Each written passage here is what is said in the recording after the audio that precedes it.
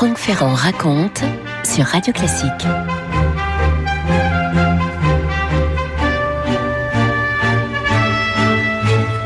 Dialogue Claude Monet, Joan Mitchell. En visitant l'expo qui en ce moment juxtapose, met en résonance l'œuvre tardive du peintre français et celui de la peintre américaine, une espèce de figure de l'expressionnisme abstrait.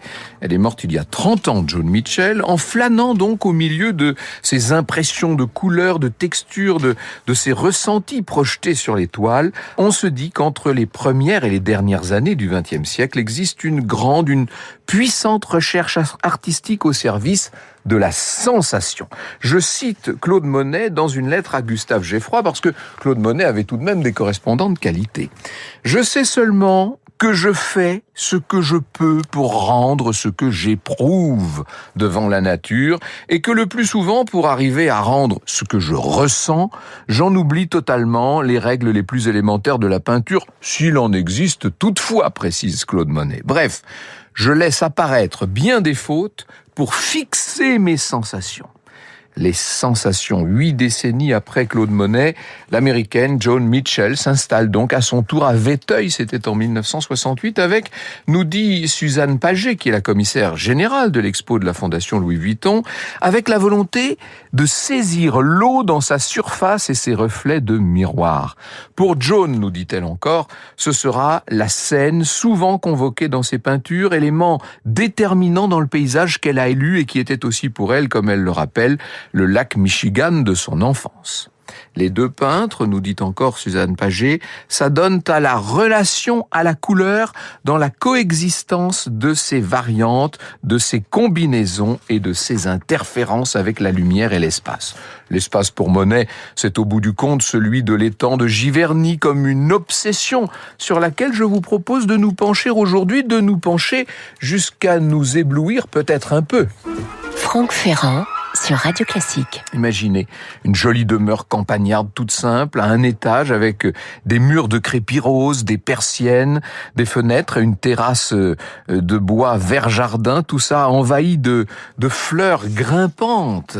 Entrez dans cette maison, imprégnez-vous de l'atmosphère extrêmement joyeuse et intime qui baigne la salle à manger aux boiseries jaunes, rehaussée de boutons d'or, le petit salon bibliothèque tout bleu, le merveilleux atelier du début devenu salon-atelier, et puis en haut, les chambres animées de couleurs lumineuses, tout ça couvert de tout un ensemble de fines estampes japonaises sous verre, et puis maintenant, ressortez dans les fleurs à profusion.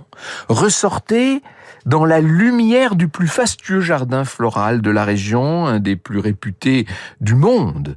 On l'appelle le Clos Normand, à gauche de la maison, quand vous regardez la maison, un deuxième atelier qui aujourd'hui a été transformé en habitation, et puis tout à droite, le troisième, en partie caché par des serres, un atelier encore plus grand qui a été bâti tout exprès pour abriter les gigantesques compositions des nymphéas qui seront le testament artistique du maître, car de l'autre côté du chemin du roi en contrebas de ce clos normand, c'est devenu par la suite une voie de chemin de fer, et aujourd'hui c'est la route de Vernon à Gisors.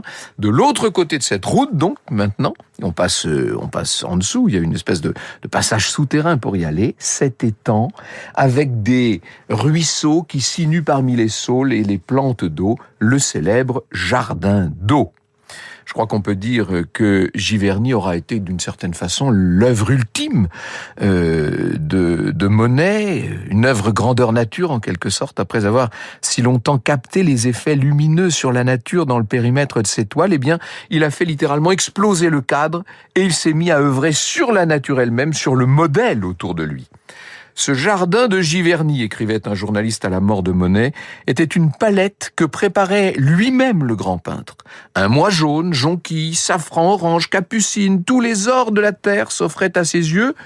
Le mois suivant, par l'effet d'un coup de baguette, tous les bleus surgissant de sa terre. Et cet Octave Mirbeau, lui aussi grand ami de Monet, si l'on juge de l'intérêt d'une personne à la qualité de ses amis, vous avouerez que Monet n'était pas mal tout de même. Mirbeau, qui devait brosser du Giverny floral de son temps un tableau tout littéraire, je le cite. Au printemps, le camailleux des iris blancs, mauves, jaunes, bleus, des hémérocèles aux odorants calices, des clématites aux corolles immaculées, lavées d'azur et de rose. En été, la surprenante féerie des pavots, des roses trémières, des soleils du Texas, des grands éliantes de Californie. À l'automne, les capucines multicolores qui envahissent les allées, les reines marguerites, les fastueux dahlias, les anémones du Japon, les phlox illuminants, les plates-bandes. Plongeons-nous, si vous le voulez, dans cette féerie végétale et aquatique, ces saules inondés de lumière, le petit pont vert jardin sur l'eau fleurie. Et là, c'est évidemment une citation des estampes japonaises, et puis la silhouette massive qui s'approche de ce bon vieillard en costume de toile claire, avec un grand chapeau de paille à large rebord et cette énorme barbe blanche qui paraît lui dévorer tout le bas du visage. Monet mène, à l'âge mûr et même en sa vieillesse, il mène la vie de labeur paisible en communion avec sa nature, la vie dont en quelque sorte il a toujours rêvé. Vous écoutez Radio Classique. Je ne résiste pas à ce stade au plaisir de vous citer la célèbre conférence qu'en 1915 avait écrite Sacha Guitry pour rendre hommage à tous ces grands héros qui étaient encore en vie, qui étaient des monstres sacrés, comme aurait dit Cocteau à propos de Sarah Bernard. Et voici ce que disait Sacha Guitry à propos de ce monsieur toujours en costume de coutil blanc avec son immense barbe blanche et son chapeau de paille. Sa vie d'ailleurs, dit Guitry, était la plus simple du monde. Il regardait, mangeait, fumait, buvait et écoutait. Le reste du temps, il travaillait. En somme, il ne faisait que deux choses, travailler et vivre. Il avait longtemps travaillé pour vivre, y parvenant à peine, puis il avait vécu pour travailler. Il habitait Giverny hiver comme été, se levait avec le soleil et se couchait avec lui. Il ne fermait ni les persiennes ni les rideaux des fenêtres de sa chambre et c'étaient les premiers rayons du soleil qui le réveillaient. Sitôt levé, il mangeait une andouillette grillée, buvait un verre de vin blanc, allumait une cigarette et allait se mettre au travail. À midi, il était à table, à 2 heures, de nouveau il était devant sa toile, et lorsque le soleil disparaissait à l'horizon, il dînait et montait se coucher, car il le disait lui-même, « Quand le soleil est couché, qu'est-ce que vous voulez que je fasse ?» Je n'ai jamais rencontré chez lui, disait un petit peu plus loin dans sa conférence Sacha Guitry, que Clémenceau, Octave Mirbeau et Gustave Geffroy. Ça tombe bien, nous avons cité 2 des 3. Je citerai le 3e tout à l'heure, bien sûr. Il passait pour un ours, ajoute Guitry. Et je sais que des artistes sont venus de tous les pays du monde pour le voir et qu'ils ne l'ont pas vu. Je sais même que des peintres, par admiration pour lui, vinrent s'installer, louèrent des maisons, en construisirent même tout autour de chez lui, et je sais qu'ils n'ont jamais seulement pu lui parler.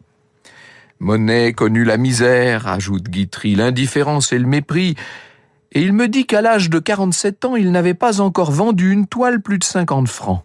Il n'en concevait aucune amertume, mais c'est assurément de là qu'il tenait son orgueil.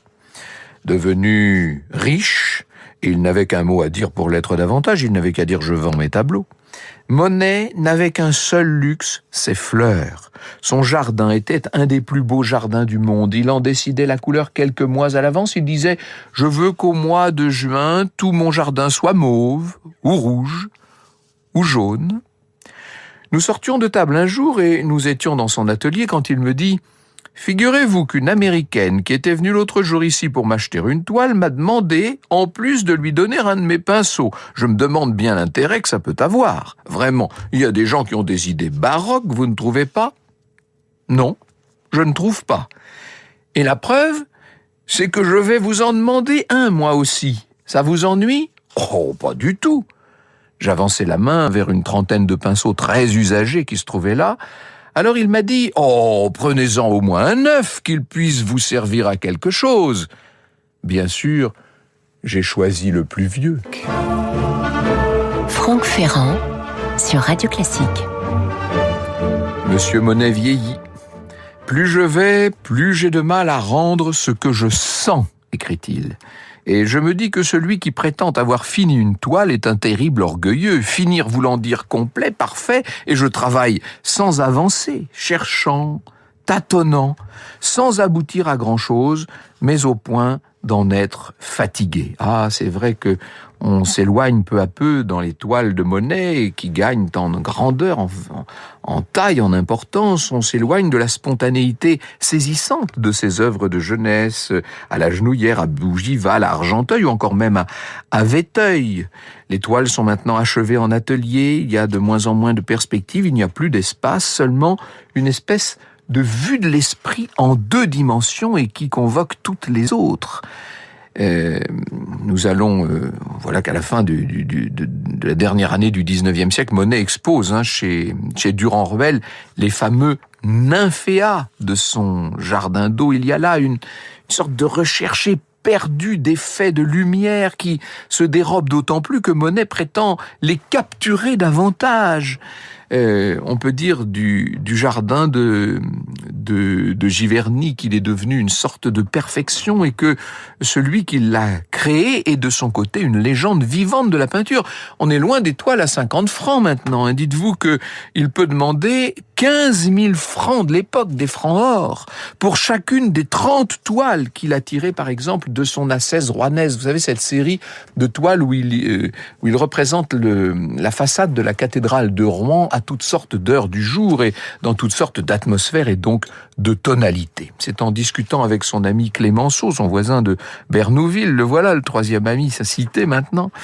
C'est en discutant donc avec Clémenceau que Monet a formé le projet d'offrir à l'État une série de grandes décorations, c'est le titre de l'œuvre, des grandes décorations inspirées par son jardin d'eau.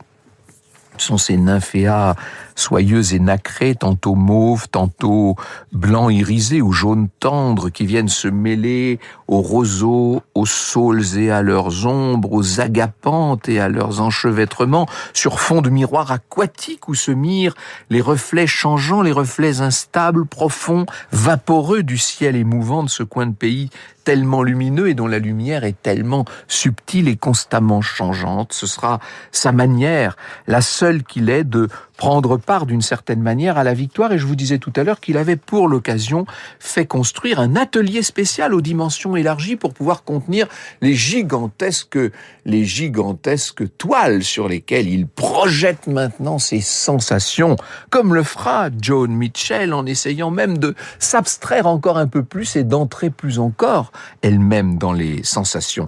Il s'adresse à cette surface presque invisible et spirituelle qui sépare la lumière de son reflet, nous dit Paul Claudel. L'azur aérien captif de l'azur liquide. Oh, j'aime beaucoup cette expression, c'est Claudel. L'azur aérien captif de l'azur liquide, la couleur monte du fond de l'eau par nuages et par tourbillons. Quel spectacle, ajoute Georges Clémenceau. Un champ d'eau chargé de fleurs et de feuillages dans tous les brassements de la flambée solaire, avec les répercussions mutuelles de l'écran céleste et du miroir aquatique. Cézanne lui-même avait dit de Monet, je ne sais pas si je pourrait dire de son ami Monet, en tout cas il avait dit « c'est un œil, mais quel œil ?» Ironie de cette fin de vie apparemment paisible dans le bel écrin changeant, coloré de Giverny, puisque le vieil artiste est atteint à l'œil, justement, ou plus exactement aux yeux, puisqu'il a une cataracte qui est de plus en plus invalidante et au départ, il ne veut pas accepter l'opération. C'était le début de l'opération de la cataracte.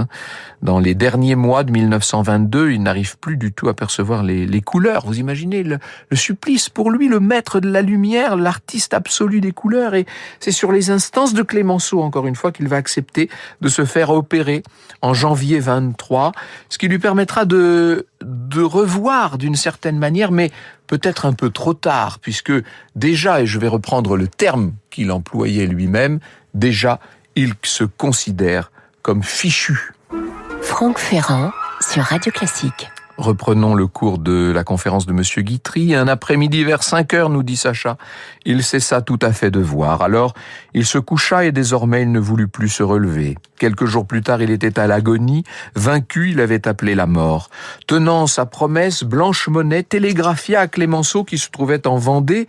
Celui-ci ne perdit pas une seconde, sauta dans son auto et, pendant 700 kilomètres de Saint-Vincent-sur-Jard à Giverny, du fond de sa voiture, toute glace baissée, il ne cessa cessa de crier à Brabant son chauffeur, plus vite, plus vite, plus vite.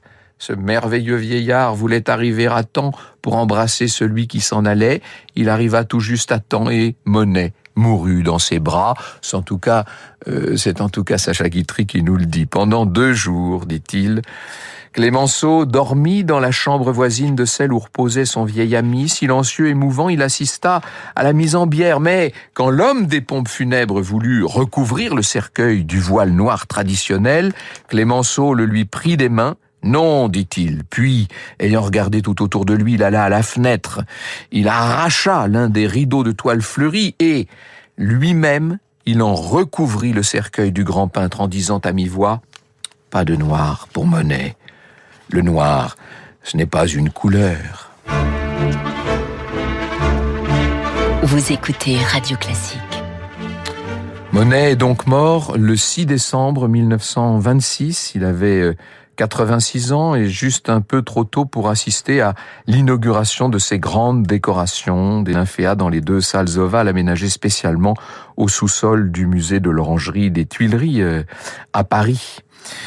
Il y avait là 19 panneaux. L'inauguration, c'était le 17 mai 27. 19 panneaux de 2 mètres sur 4 mètres 30, 2 de 2 mètres sur 2 mètres 15, 1 de 2 mètres sur 6. Bref, tout ça fait presque 100 mètres. Ça fait 90 mètres linéaires avec des thèmes dont le titre même suffit à exprimer ce qu'ils disent et ce qu'ils font et ce qu'ils montrent. Nuages, matin, reflets verts, soleil couchant, saule, reflets d'arbres, ça fait penser au parterre céleste dont parlait si bien Marcel Proust par ailleurs.